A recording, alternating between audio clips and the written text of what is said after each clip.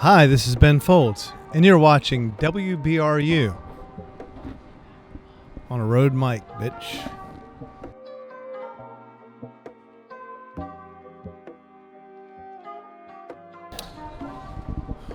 Well, I had the opportunity to write a memoir, and I wanted it to be, I thought about it, I wanted it to be about creativity.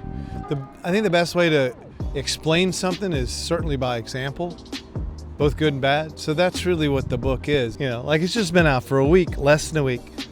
But that is the comment that I'm getting back, and that's what I would have wanted. You know, it's like, yeah, I mean, my life has some interesting bits, but the point should be, here's how one dude did it. These things worked, these things did not work.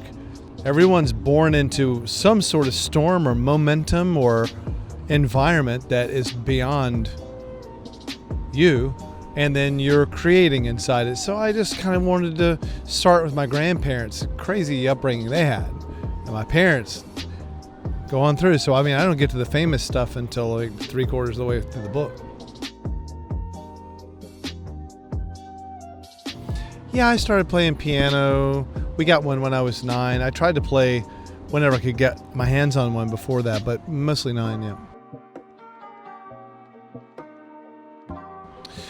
Well, yeah, I mean, I think I tried to, in the book, one, I tried not to be sensational about what was unique to my upbringing, because everyone's upbringing is unique.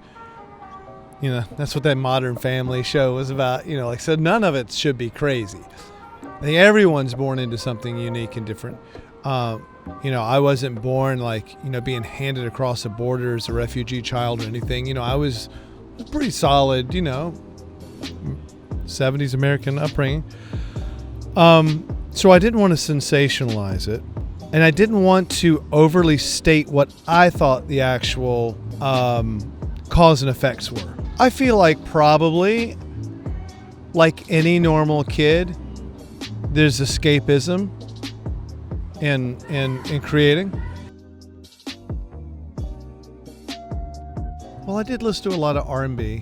When we were talking about R&B from the 60s, that's Wilson Pickett, Otis Redding, James Brown, Ike and Tina Turner, Betty Carter, Earth, Wind & Fire, Sly and the Family Stone. I could keep going. That's what I knew. Then there was, you know, I saw Neil Sedaka. It's like, oh, that's cool. I mean, that's like beautiful chords, real campy kind of songs and a way of framing things, and loved it. I feel that if you're going to follow an I word, make it following your interest rather than your instinct. I don't trust that instinct stuff. I think you have good instinct, but I think by definition it goes away when you concentrate on it.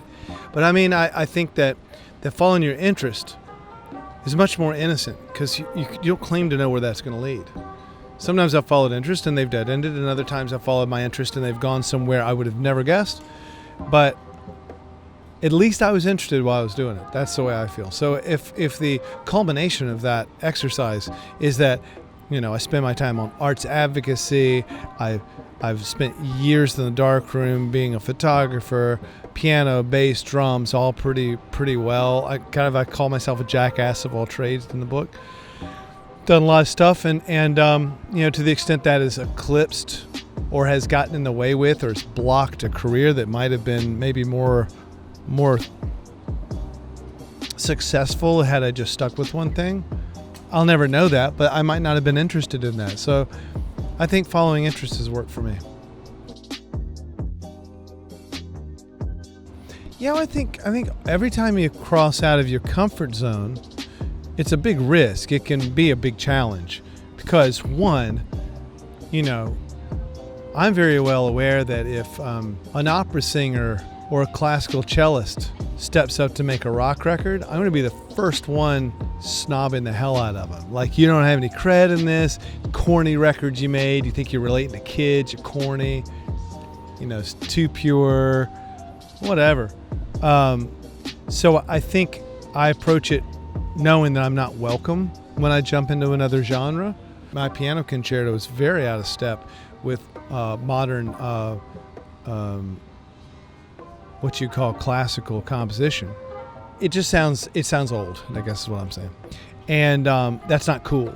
But I was very well aware when I did it of wanting to stand my ground on that, because when you jump in the same way when I jumped in as a piano band in a grunge era, you know, it's like, I know this little 70s pretty major chord shit is not cool, but I think it's really satisfying for me to jump in like the biggest dork ever. And actually, I think it fends off a lot of criticism because it's just too weird for people.